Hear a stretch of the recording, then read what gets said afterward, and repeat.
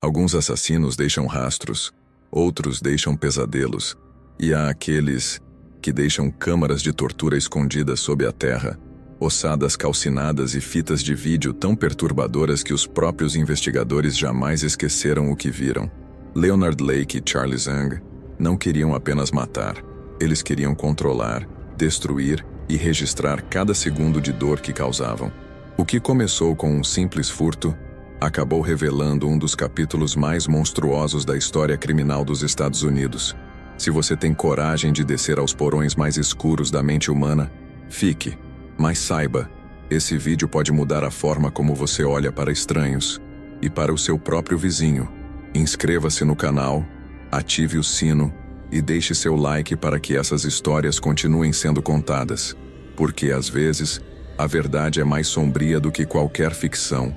1985. Uma loja de materiais de construção no interior da Califórnia. Um homem asiático é flagrado furtando uma morsa de metal. Algo banal, sem importância. Mas por trás daquele pequeno crime, escondia-se um dos segredos mais apodrecidos da história criminal americana. O homem foge. O outro que o esperava do lado de fora é detido. Seu nome? Leonard Lake. Ele parecia calmo demais. Enquanto os policiais revistavam o carro de Lake, encontraram armas, identidades falsas e detalhes que não batiam. Era como se ele não fosse apenas um homem, mas várias personas costuradas em uma só. Na delegacia, antes mesmo que a verdade começasse a emergir, Lake pediu um copo d'água. Dentro do bolso da camisa, escondia algo que mudaria tudo: uma cápsula de cianeto. Ao beber o líquido e engolir o comprimido da morte, Leonard Lake selou um pacto de silêncio. Seu corpo começou a convulsionar diante dos agentes. Ninguém entendeu o que estava acontecendo, até que fosse tarde demais. Ele morreu sem revelar nada, mas deixou para trás uma trilha de horrores esperando para ser desenterrada. Foi ali, naquele instante, que a polícia entendeu que não era apenas um caso de furto. Algo muito maior havia sido descoberto por acidente, e quando vasculharam a identidade de Lake, encontraram uma casa afastada nas matas de Wilseyville, em Calaveras County, um local que os vizinhos chamavam apenas de a propriedade estranha. O que a polícia encontraria ali ultrapassaria qualquer definição de crime. Corpos desfigurados, diários perturbadores e vídeos reais, mostrando tortura, suplicantes e a total ausência de compaixão. O homem que morreu naquela cela não estava sozinho. E o outro, o asiático que fugiu? Ele ainda estava em liberdade e não demoraria para fazer novas vítimas. Leonard Lake não era um assassino comum. Sua mente era um teatro de perversões cuidadosamente ensaiadas. Obcecado por controle absoluto, ele mergulhou em teorias pós-apocalípticas e fantasias de escravidão sexual. Inspirado no livro The Collector, ele desenvolveu um plano doentio que chamava de Miranda Plan, um projeto pessoal para sequestrar, subjugar e escravizar mulheres que serviriam como reprodutoras, após um suposto colapso social. Mas essa não era uma fantasia mantida apenas na mente. Lake registrava suas ideias em diários meticulosamente escritos, onde descrevia cenários em que seria o mestre de um novo mundo, rodeado por mulheres obedientes e silenciosas. A linguagem era fria, metódica, como quem planeja montar uma estante, não destruir vidas. Ele não via pessoas, via ferramentas. O bunker que construiu em sua propriedade não era um abrigo de guerra. Era um templo dedicado ao seu delírio. Celas minúsculas, isolamento acústico, portas reforçadas. Cada detalhe arquitetônico servia a um único propósito: a total submissão de suas vítimas. Ele queria apagar identidades, apagar vozes, transformar seres humanos em objetos respirando sob sua vigilância. E quando Charles Ng entrou em sua vida, a fantasia ganhou braços e dentes. Ng, mais impulsivo, mais violento, encontrou em Lake não apenas um parceiro, mas um mentor, um espelho. Enquanto Lake era o cérebro, Ng era a lâmina. Juntos, deram início a um reinado de terror onde a realidade se moldava às perversões mais íntimas de seus criadores. Não se tratava apenas de matar. Era preciso assistir, registrar, rever. Eles queriam se lembrar. E queriam escolher suas vítimas como quem escolhe um animal de estimação. com base em aparência, docilidade e na certeza de que ninguém sentiria sua falta. Cada novo sequestro era mais uma peça na engrenagem sádica que movia a mente de Leonard Lake, um psicopata com um plano. Antes de se tornar um dos nomes mais repulsivos da história criminal dos Estados Unidos, Leonard Lake vestiu farda. Serviu como operador de radar na Guerra do Vietnã. Mas o que trouxe de volta não foram medalhas, foram demônios. Diagnosticado com transtorno de personalidade esquizoide, Lake retornou com um olhar perdido e um silêncio perturbador. Era como se uma parte dele tivesse ficado para sempre nos campos de batalha. Ou talvez despertado ali. Charles Ng, por outro lado, veio de um passado rigorosamente disciplinado. Nascido em Hong Kong, filho de um executivo severo e abusivo, cresceu sentindo-se invisível. Seu refúgio foi o crime. Aos 18 anos, já acumulava passagens por roubo. E quando migrou para os Estados Unidos, alistou-se no exército, não por patriotismo, mas para escapar da cadeia. Lá, roubou armas e munições e acabou preso. Foi na prisão militar que o destino os conectou. Lake publicou um anúncio em uma revista de sobrevivencialismo, procurando alguém que compartilhasse seus ideais apocalípticos. Ng respondeu: 2 almas podres, separadas por origens, unidas por um mesmo abismo. Quando se encontraram, algo se alinhou. Um pacto silencioso nasceu, e a escalada da loucura começou. Lake era frio, racional, metódico. Impulsivo, brutal, sádico. Onde um traçava estratégias, o outro agia sem hesitar. Um complementava as falhas do outro, criando um equilíbrio macabro. Não havia piedade, não havia remorso. Apenas o desejo insaciável de exercer poder absoluto sobre corpos indefesos. E juntos, começaram a buscar vítimas como quem caça. Mas por trás da brutalidade havia uma lógica doentia. Ambos viam a humanidade como descartável. Lake falava de purificação e reconstrução social, enquanto Ng ria ao relembrar gritos de desespero. Eles não agiam por impulso, agiam com propósito. Um propósito construído com cimento, metal, sangue e silêncio. Escondido nas florestas de Calaveras County, longe dos olhos da cidade, Leonard Lake construiu o que, para muitos, seria apenas um abrigo de sobrevivência. Mas por trás da porta camuflada entre árvores e mato alto, escondia-se algo muito mais sombrio. Um bunker subterrâneo, projetado não para resistir ao fim do mundo, mas para abrigar o inferno. Cavado no chão rochoso com precisão militar, o espaço era claustrofóbico. Corredores estreitos, portas reforçadas com trancas duplas. Nenhuma janela, nenhuma saída. O cheiro de mofo e ferrugem impregnava o ar úmido. As paredes, embora rústicas, tinham isolamento acústico. Gritos não ultrapassavam aquele labirinto de concreto. Era um espaço projetado para desaparecer com a esperança. Lá dentro, homens eram executados. Mulheres, estupradas. Crianças, apagadas da existência. Leonard Lake e Charles Ng não apenas matavam, eles transformavam. Tiravam os nomes, os passados, a dignidade. Instalavam câmeras, gravavam os momentos. Estavam criando um diário audiovisual da perversidade, como se cada sofrimento fosse uma obra a ser preservada. Havia ganchos presos ao teto, correntes nas paredes, e uma cela minúscula com apenas um balde no canto. Era onde as mulheres passavam dias, semanas, nuas e sujas, ouvindo apenas o som abafado dos passos acima. Cada estrutura ali tinha uma função: privar, humilhar, quebrar. O bunker não era só físico, era um símbolo de poder absoluto. Lake e Ng operavam naquele espaço como técnicos diante de um experimento. Documentavam tudo, ajustavam métodos, testavam limites. E quando o material humano não servia mais, incineravam os restos ou enterravam sob o mato espesso. Era como se tivessem construído uma fábrica do esquecimento, e ninguém até então sabia da sua existência. Quando os investigadores finalmente acessaram o interior da propriedade, encontraram algo que ultrapassava os limites da maldade conhecida. Em meio ao bunker abafado, havia uma caixa metálica trancada. Lá dentro, fitas VHS, cuidadosamente rotuladas. Cada uma trazia um nome, uma data, um título macabro. Ao serem reproduzidas, revelaram o horror, e nenhum agente, por mais experiente, estava preparado para o que veria. Na tela, rostos de mulheres trêmulas, olhares suplicantes. Brenda O'Connor, uma das vítimas, implorava pela vida de seu bebê. Sua voz era baixa, quebrada, como se já soubesse que não havia esperança. Aparecia sorrindo ao fundo. Lake, com tom professoral, dava ordens. Aquilo não era apenas um registro, era um troféu de dor. As gravações mostravam torturas meticulosas, choques, insultos, violência física e psicológica.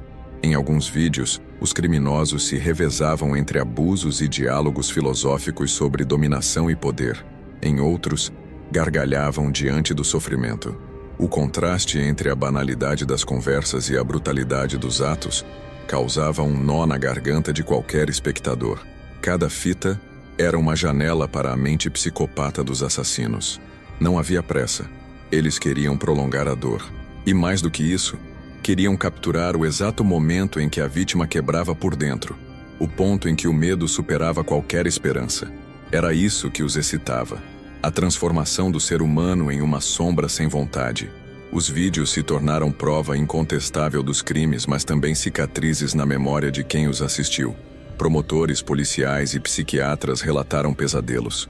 Muitos abandonaram o caso, porque assistir às gravações de Lake e Eng era mais do que testemunhar um crime. Era encarar o abismo da alma humana e perceber que ele tem rosto, voz e uma câmera nas mãos. Nada do que Leonard Lake e Charles Eng faziam era por impulso. Seus assassinatos seguiam uma lógica sombria e meticulosa. Para eles, cada vítima era uma peça em um tabuleiro, estudada, vigiada e escolhida com cuidado. Frequentemente, usavam anúncios em jornais para atrair casais ou mulheres jovens interessadas em aluguel ou emprego. Era o disfarce perfeito. Promessas inocentes, portas abertas e nenhum retorno.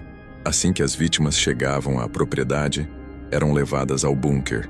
Homens geralmente eram eliminados primeiro, considerados descartáveis. Mulheres, mantidas vivas, humilhadas, subjugadas. Usavam amarras no estilo hog tie, trancavam em compartimentos apertados. Não havia escapatória, e sempre que alguém questionava, ameaçava ou chorava demais, era o fim. Para despistar amigos e parentes, falsificavam cartas. Lake imitava caligrafias, criava desculpas plausíveis. Fui morar no interior. Tô bem, só quero um tempo. Algumas cartas foram recebidas pelas famílias dias após os assassinatos. Isso comprava tempo. E tempo era o que eles mais precisavam, para apagar rastros, para queimar corpos, para escolher a próxima vítima. Eles também manipulavam círculos sociais. Às vezes, visitavam parentes das vítimas fingindo preocupação, coletavam informações, monitoravam possíveis investigações. Era uma frieza quase corporativa, como se administrassem uma empresa do horror, com relatórios, logística e controle de danos. Matar não era um ato de impulso, era procedimento. Essa meticulosidade é o que mais assusta especialistas até hoje. Leonard Lake e Charles Eng não eram loucos no sentido clássico. Eles eram organizados, calculistas, sabiam exatamente o que estavam fazendo e faziam com prazer. O que os movia não era apenas a maldade, era o prazer de destruir sem deixar vestígios, de exercer controle absoluto. Eles queriam brincar de deuses. O solo da propriedade em Calaveras County guardava mais do que raízes e pedras. Ele escondia histórias interrompidas, nomes esquecidos, ossadas queimadas e fragmentos humanos irreconhecíveis. Quando as escavações começaram, os peritos encontraram valas rasas, manchas escuras na terra, dentes carbonizados. Cada nova pá de terra removida revelava um eco de dor, um silêncio sepultado à força. Ao todo, foram confirmadas pelo menos 11 vítimas, mas os investigadores estimam que o número real possa ultrapassar 25.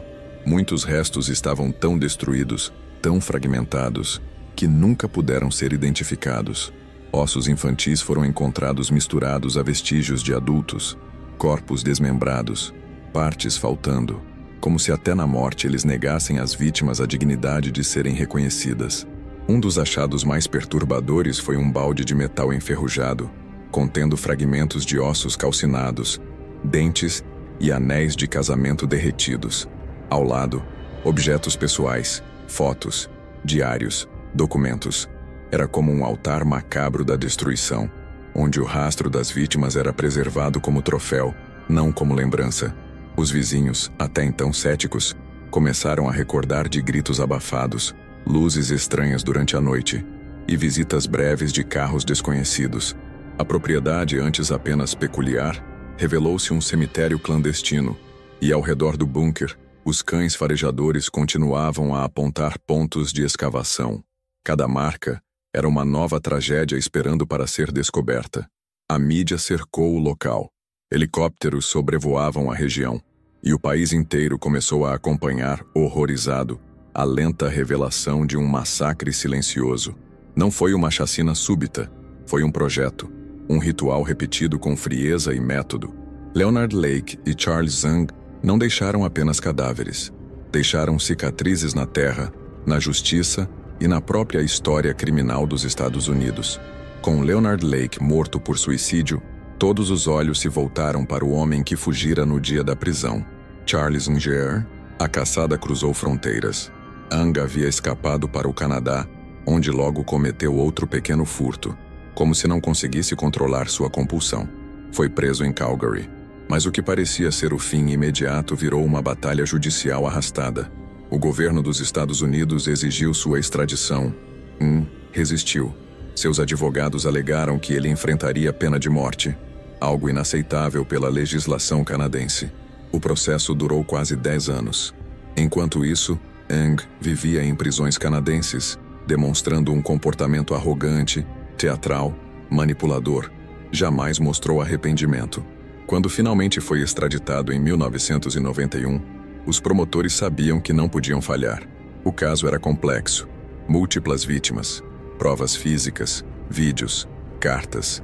Mas também havia lacunas, restos não identificados e a sombra de Lake pairando sobre todos os crimes. Tentou de tudo. Descreditou testemunhas, alegou inocência, jogou a culpa no parceiro morto. Seu comportamento durante o julgamento beirava o sádico. Sorria ao ouvir os relatos das vítimas. Tomava notas enquanto fitas eram exibidas.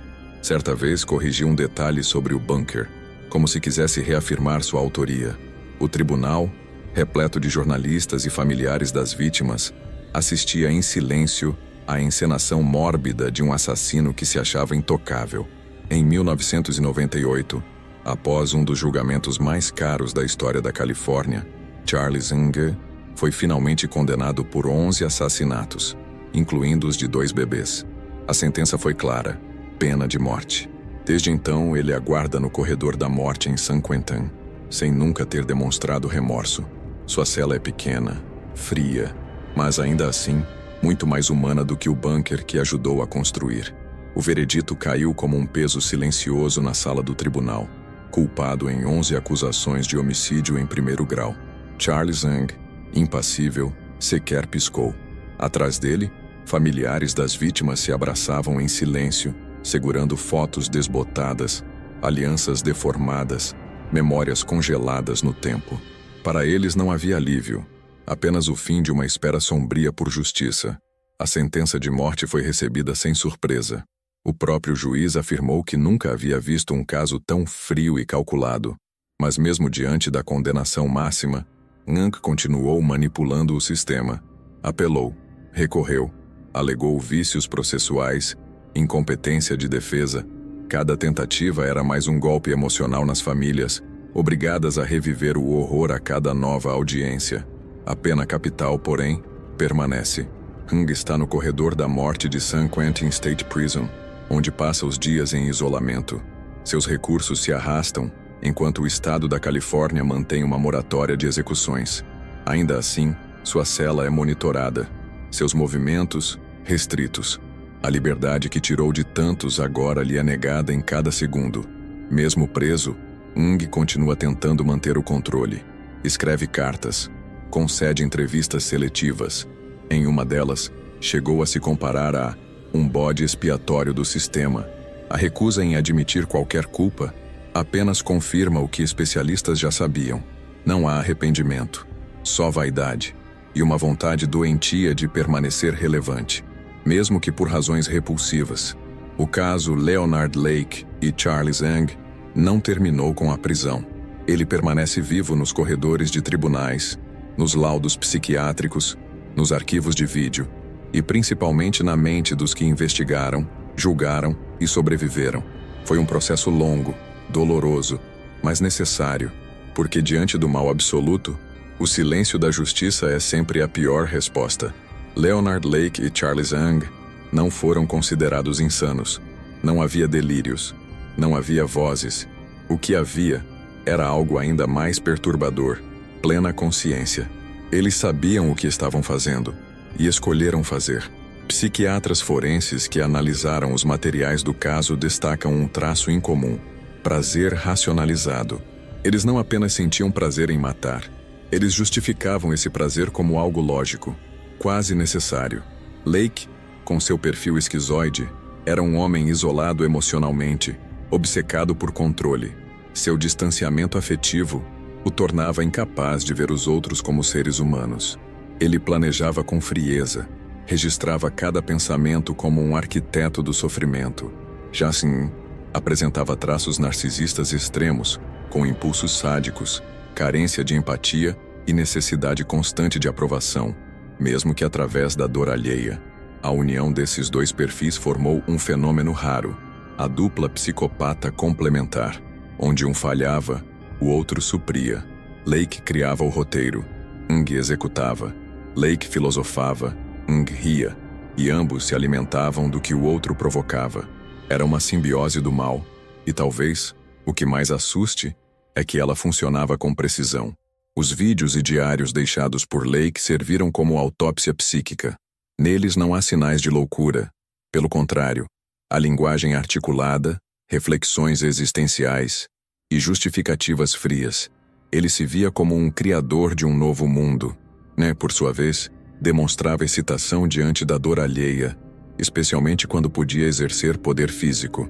Era um jogo de papéis, um teatro de horror encenado por dois homens perfeitamente lúcidos. Esse caso é frequentemente estudado por criminologistas não apenas pela brutalidade, mas pelo nível de cálculo envolvido. A grande lição deixada por Lake e Ng é esta: o mal não precisa ser insano. Ele pode ser organizado, educado, meticuloso e ainda assim absolutamente destrutivo, porque às vezes os piores monstros não são os que perdem a razão, mas os que decidem ignorar a humanidade. Há histórias que terminam com justiça, outras com silêncio, mas há aquelas, como a de Leonard Lake e Charles Ng, que não terminam. Elas ficam, ecoam, assombram, porque não estamos falando apenas de crimes, mas de um tipo de mal que se esconde sob a pele do cotidiano. 2 homens, uma casa, um bunker e dezenas de vidas apagadas sem som, sem chance, sem adeus. Hoje a propriedade em Calaveras County está vazia, mas alguns dizem que nas noites mais silenciosas é possível sentir o peso do que foi feito ali, como se a própria terra lembrasse, como se os gritos ainda estivessem presos sob o chão. E a pergunta que não quer calar é: quantos mais como eles existem, apenas esperando o momento certo para agir? Se você chegou até aqui, inscreva-se no canal, ative o sino e continue acompanhando essas histórias que a maioria preferiria esquecer, mas que precisam ser contadas, porque às vezes o único jeito de enfrentar o horror é encará-lo de frente.